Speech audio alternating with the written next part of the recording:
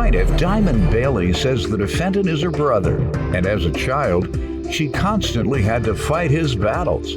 Now, Diamond claims he's a mean drunk, and she's suing him for the balance due on a car and unpaid tickets.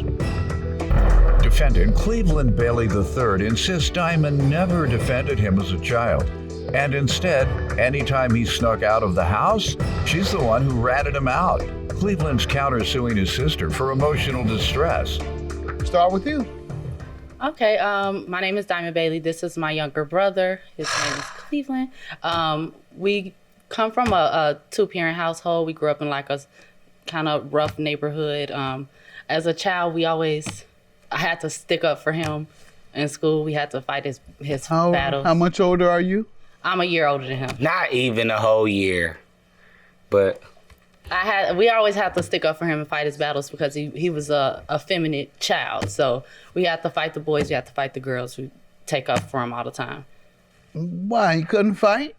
Well, he could fight, but I'm the so best many fighter in people the at family. one time, or so many people trying to fight him, and he's the baby. How you going? So many people were trying to fight you, right? When you stepped in.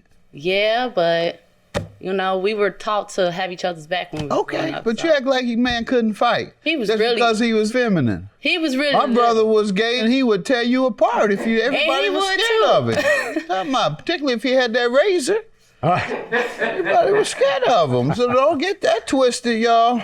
Please, you come around in the projects I grew up in talking about the gay guys. They'll slice you in 30 places. You can fight, can't you? A slice or something. I can fight. Yeah. There's nobody. I got sliced before. I ain't trying to do no slicing. Oh, okay. You don't do no slices. All right. And so you used to have to stick up for him. So you thought, because you, like many others who have that stereotype that gay men can't fight, so you thought you had to jump in there. All right. So how did that go all the time? How often would he have a problem in school? Well, he had quite a few. Like, it was always a bully. And like I said, he can hold his own, but I'm his big sister, so I'm not going to let him hold his own. Okay, well, I'm sure he can hold his own. But, that's just how we grew up. After high school, what can you tell me that you want me to know? Well, we kind of lost our relationship after high school. He just started being a different person. Like what? Well, he's really unbearable. He drinks a lot, and he started that when he was a teenager, and it makes him like a totally different person. He's like unbearable. Is he alcoholic? Oh yeah, he is. Okay, so he's like that most of the time. Yeah. Because he's an alcoholic and drinks all the time. You got mean drunks, people who you might not drink but once a month, but when you do, you turn mean and act a fool. So, but if he's drinking every day and he's a mean drunk, that means he's mean and acting a fool every day. She act like a man couldn't fight. That's because he was feminine. He was really. My brother was gay, and he would tear you apart if everybody was scared of it. Particularly if he had that razor. Everybody was scared of him. So don't get that twisted, y'all. Please. You come around in the projects I grew up in talking about the gay guys. They'll slice you in 30 places. Defendant Cleveland Bailey is being sued by his sister, who claims Cleveland is a mean drunk. All right, let me hear from you on that. Or anything else you want, your young adulthood, your school days, whatever you want. From our childhood, me and her never really had a good relationship. She can run that line all the way through the cemetery and back, but it doesn't really matter at this point. Sticking up for me wasn't the case. There was times where, I was doing things as an adolescent in which I guess for myself, I would consider normal adolescent things, like, sneaking out the house. I would sneak out the house, and I would come back, the doors would be locked. If it wasn't for her telling them that I snuck out, she wasn't gonna let me in. Because my mama the type of mama that locked the door. Right. But you know what? The position that she makes me out to be this person, she had to defend me, and she had to do all of this and that. She's never been a defender. She's never been a sister. So how has she caused you problems?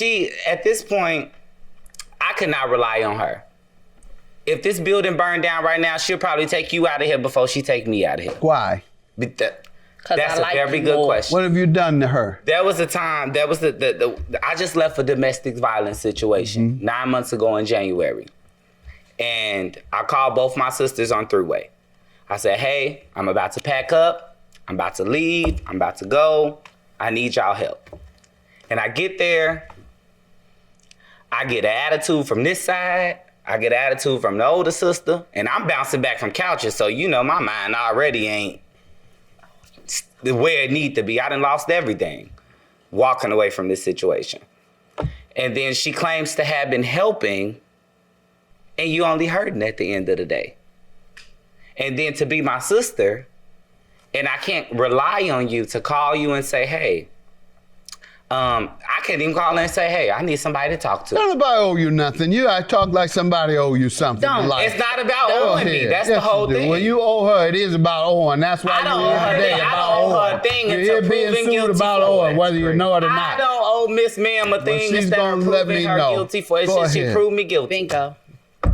Tell me how and what happened with the money. Well, like he said, he just moved back into It's Illinois. a lie. The car and the ticket. Yeah, and when You gotta get your story out real quick because the way he talking, he gonna be thrown out any minute now. So go ahead. when he moved back, he was See supposed that? to He be about to living say something in. slick again. It was go coming. ahead. It was coming. Go ahead. So like I was saying, I had a car. I bought a new car, and since he had just moved back, I was like, okay. He asked me if he can pay me for it. I said, okay, go ahead. I only wanted $200 for him for the car. He promised to pay me the $200 for the car, and he promised to pay me half of it when I gave him the title, and the rest of it after he got more money about a week later or so. And Wait, did he tell you he was gonna get the more money a week or later? a week, he said that he was gonna have it the next Monday. So why didn't you tell him to just wait until then?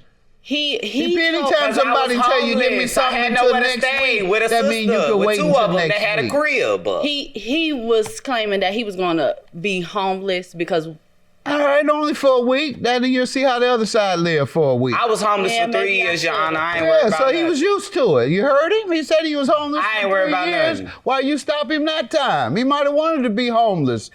I don't know. Yeah. You know, I'm not just saying. I ain't got it in me to, beside girl. whatever he say. We always have his back. So I went ahead. I gave him the car. I gave him the title. He told me he was going to the currency exchange to switch the title over from my name to his name. The lies I had not these seen folks him tell. for months after that. What about the tickets? That's when I started getting tickets from the car in my name. I reached out to him. I told him, hey, you getting all these tickets? I thought the car wasn't in my name anymore. He's like, oh, it's not. He's lying about it's not being in the car in the name. Then he wanted to turn around and say, oh, well, I'll pay for him. And then when I asked him again about it a couple months later, he started to try to start an argument and curse me out like he does Girl. to everybody. Okay, let me get to him about the balance on the car and the unpaid tickets. So I reached out to Diamond and exhibits on your paperwork on, give me 1 second. It's page 5. When she sent me the ticket, I reached out to her. I had contacted her prior to that. Diamond did not contact me and let me know about any tickets that were coming in her name or coming to her household. So therefore, when she contacted me with this ticket, I responded and I let her know this is what I called you about. This is what I was trying to rectify before it even came to that. If something was transpiring, which it came from a third party about the situation, then let me know. As well as I was pulled over in June after she reported the car stolen. I was arrested. My friends, one of the ones that also wrote a statement in our evidence to contact the DA and the attorney's That's your office to let them know counterclaim what for was going emotional on. distress. Let's finish answering to the balance due on the car and the unpaid tickets. Defendant Cleveland Bailey is being sued by his sister, who claims Cleveland is a mean drunk.